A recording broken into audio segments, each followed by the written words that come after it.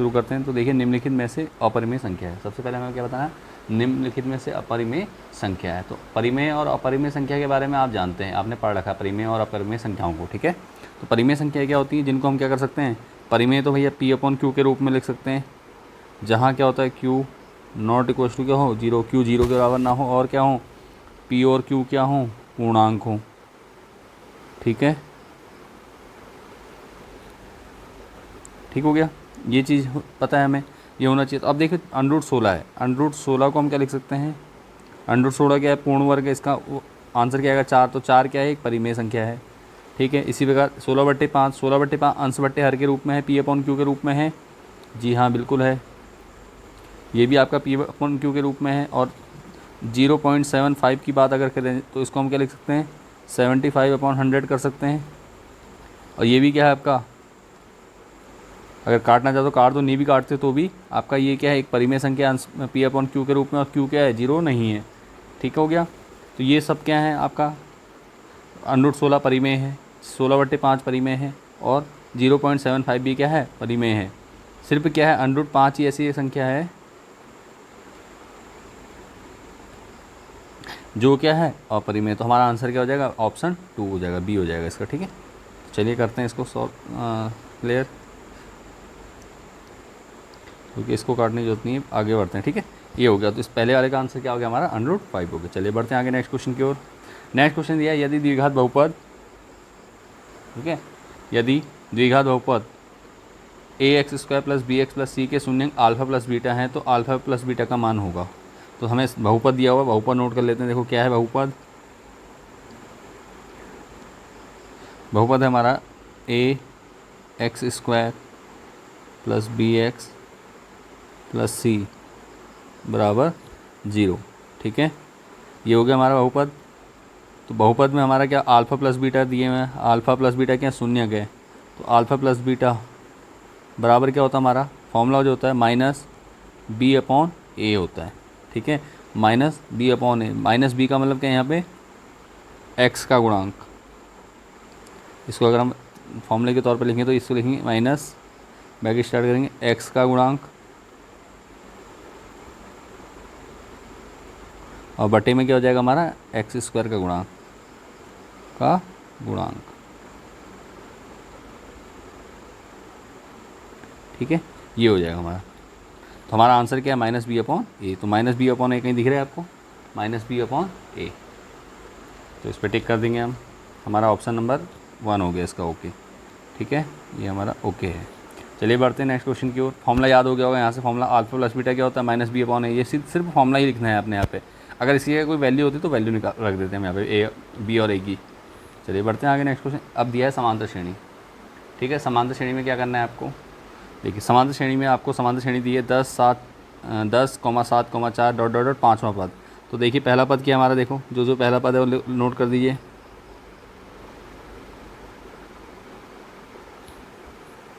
पहला पद क्या है हमारा, पहले ए पी लिख देता हूँ मैं ताकि समझने में आसानी हो। ए पी हमारी 10,7,4 डॉट डॉट डॉट क्या निकालना हमें, A5 निकालना है।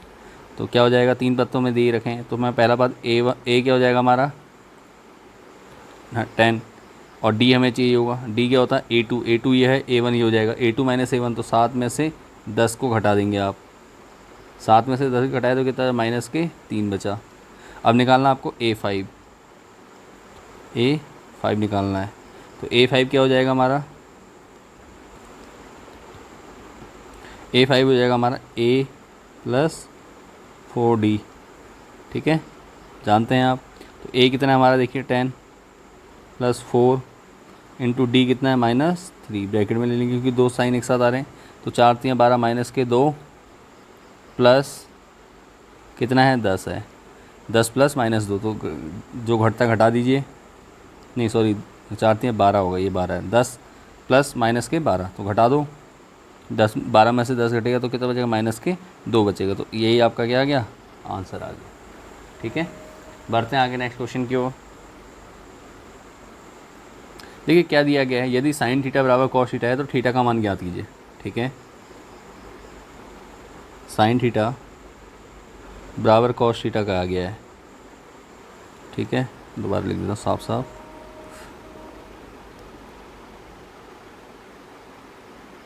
साइन थीटा बराबर कॉस थीटा है, तो थीटा का मान याद कीजिए। कैसे करेंगे, देखो सिंपल, कुछ नहीं करना है आपको। साइन थीटा और कॉस थीटा का मान आपको याद होंगे ट्रिग्नोमेट्री में, कब बराबर होते हैं।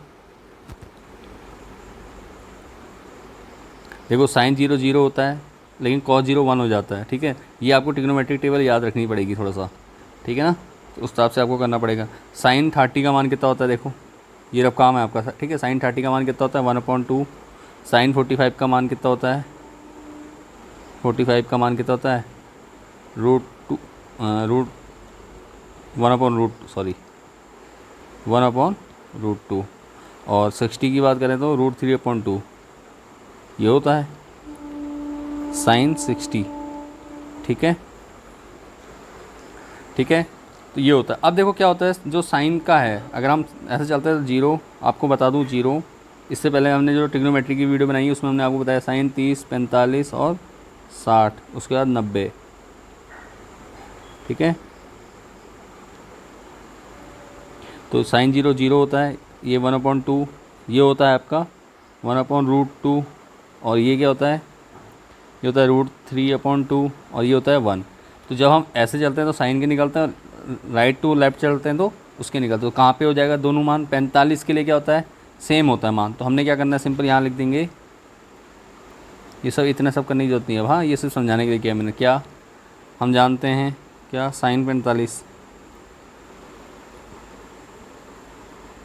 साइन 45 डिग्री बराबर कॉस 45, ठीक है।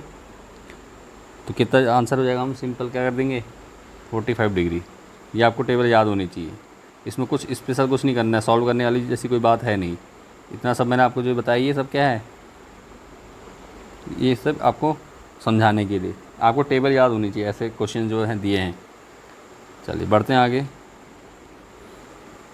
नेक्स्ट क्वेश्चन, एक्स अक्ष पर स्थित बिंदु के निर्देशांक होंगे। एक्स अक्ष पर स्थित बिंदु है, तो अगर कोई भी बिंदु एक्स अक्ष पर स्थित है तो उसके लिए क्या होगा, वाई अक्ष के निर्देशांक क्या होंगे, 0 होते हैं, ठीक है।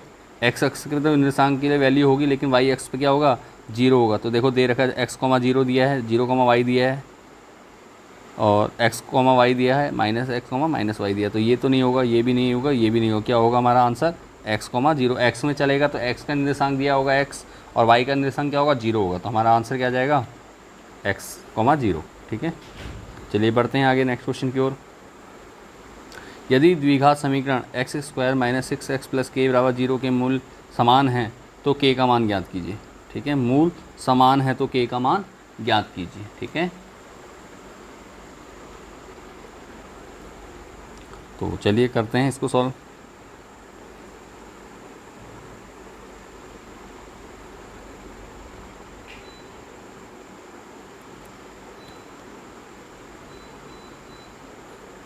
समीकरण लिख दीजिए, x² - 6x + k = 0। मूल समान है तो क्या हो जाएगा, विभक्ति का फॉर्मूला लगा देंगे, d = b² - 4ac बराबर कितना होना चाहिए, 0 होना चाहिए, ठीक है। b की जगह क्या लेंगे हम, देखो यहाँ पे 6 है, हमें b² कितना है -6 का स्क्वायर हो जाएगा। ABC आपको पता है, यहाँ से निकाल देंगे आप, ठीक है। -4 इंटू A की वैल्यू कितनी है हमारी 1, इंटू C की वैल्यू कितनी है K = 0। तो क्या करेंगे सिंपल, अब देखो 6 का स्क्वायर कितना हो जाएगा 36, -4 की 1 से होगी तो 4 + k 4 इंटू के 4 के हो जाएगा बराबर 0। ये प्लस का इधर जाएगा माइनस हो जाएगा, -के 4k बराबर कितना 36, -के 36 होगा, ठीक है। -4 से -36 को काट देंगे तो कितना बचेगा 9। तो k बराबर कितना आ जाएगा, k बराबर 9 आएगा, ठीक है। ये हो गया, यही आपका क्या आंसर है यहाँ पर। उम्मीद करता हूँ आपको ये क्वेश्चन समझ में आ रहे होंगे अच्छे से। बढ़ते हैं आगे नेक्स्ट क्वेश्चन की ओर।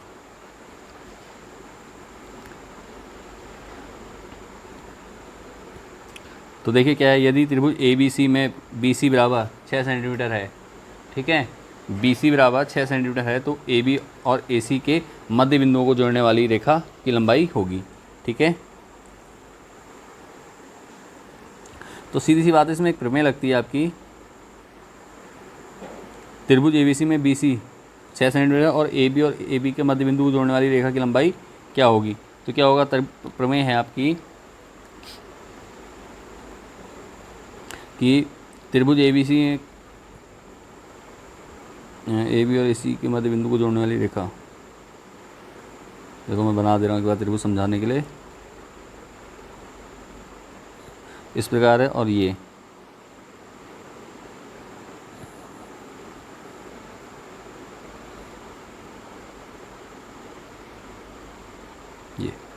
तो क्या हो जाएगी, किसी त्रिभुज की दो भुजाओं के मध्य बिंदु को जोड़ने वाली रेखा, मध्य बिंदु को जोड़ने वाली रेखा की लंबाई क्या होती है, क्या आधार के आधी होती, तीसरी भुजा के क्या, तीसरी भुजा की लंबाई की आधी होती है। ठीक है, ये ध्यान रखिएगा।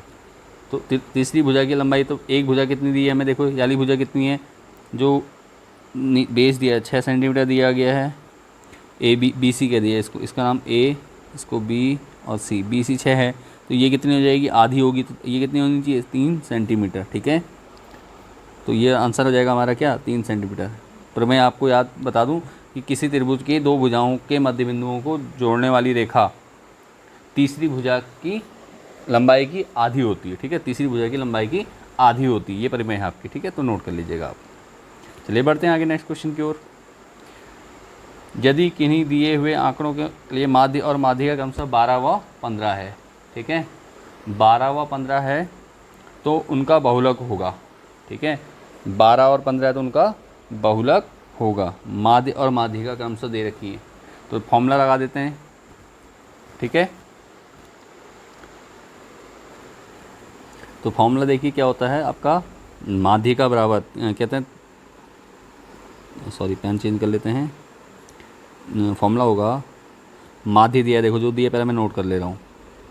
ठीक है, फिर फॉर्मूला लिखता हूँ। माध्य बराबर कितना आपका, माध्य दिया है 12 और माध्यिका कितनी है, माध्यिका दे रखी है 15। ठीक है, तो फॉर्मूला होता है आपका 3 गुणा माध्यिका, 3 गुणा माध्यिका